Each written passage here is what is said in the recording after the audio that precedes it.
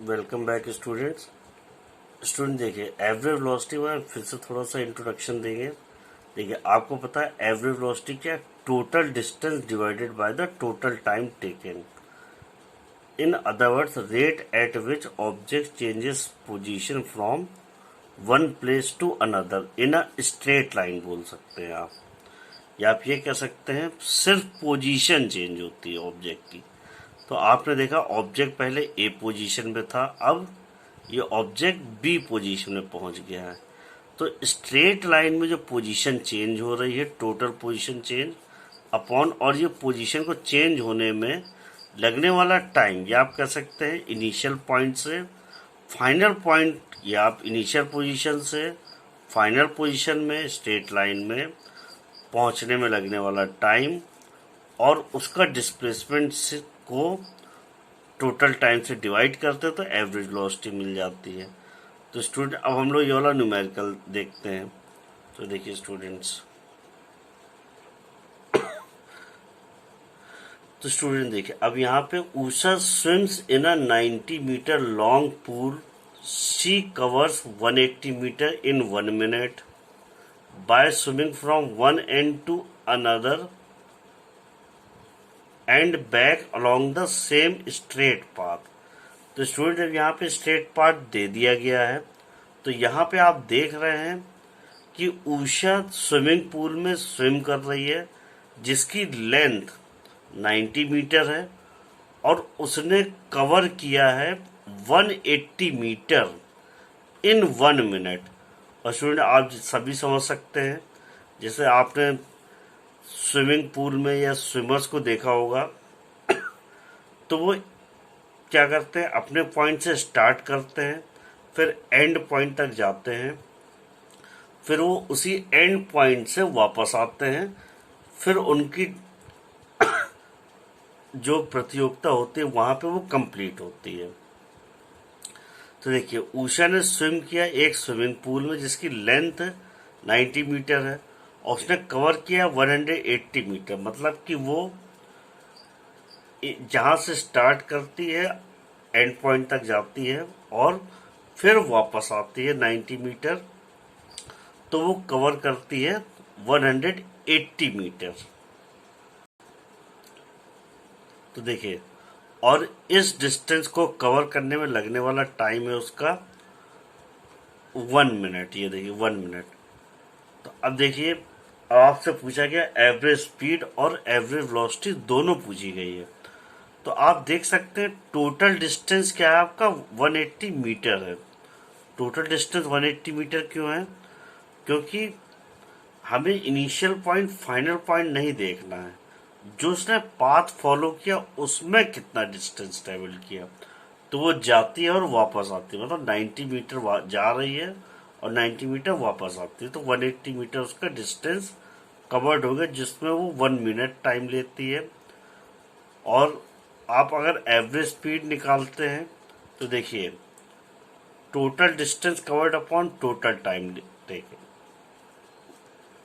तो अब स्टूडेंट देखिए, यहाँ पे इस लाइन में क्या है, displacement of Usha in 1 minute equal to 0 metre. क्यों? क्योंकि उषा जिस पॉइंट से स्टार्ट करती है उसी पॉइंट पे वापस आ जाती है। भले ही यहाँ पे लगने वाला टाइम 1 मिनट है, लेकिन इनिशियल पॉइंट और फाइनल पॉइंट के बीच का डिफरेंस जो है वो आपका 0 मीटर है। तो इसलिए अब आप देख रहे हैं एवरेज स्पीड कैलकुलेट कर रहे हैं, तो टोटल डिस्टेंस ले रहे हैं, एवरेज वेलोसिटी कैलकुलेट कर रहे हैं, तो टोटल डिस्प्लेसमेंट ले रहे हैं। तो देखिए, यहाँ पे टोटल डिस्प्लेसमेंट और डिस्टेंस आपका है 180 मीटर, टाइम आपका 1 मिनट है, जिसको हम लोगों ने सेकेंड में कन्वर्ट कर लिया। अब देखिए, और यहाँ पे टोटल डिस्प्लेसमेंट 0 है, बट लगने वाला टाइम आपका 60 सेकेंड ही है। तो अब देखिए, यहाँ पे 180 मीटर डिवाइड बाय 1 मिनट, मतलब 1 मिनट को आपको 60 सेकेंड में कन्वर्ट करना पड़ेगा। तो आपकी एवरेज स्पीड आ रही है 3 मीटर पर सेकेंड, और एवरेज वेलोसिटी आपकी अब देखिए यहाँ पे आएगी 0 मीटर पर सेकेंड। रीजन क्या है? डिस्प्लेसमेंट 0 है और डिस्टेंस 0 नहीं हो सकता है। तो देखिए, आपको इन दोनों मतलब इन दोनों पोर्शन से समझ में आ गया होगा कि एवरेज स्पीड क्या है और एवरेज वेलोसिटी क्या है। अब देखिए स्टूडेंट, ये आपका मोस्ट इम्पोर्टेंट टॉपिक है जो कि आपको कवर करना।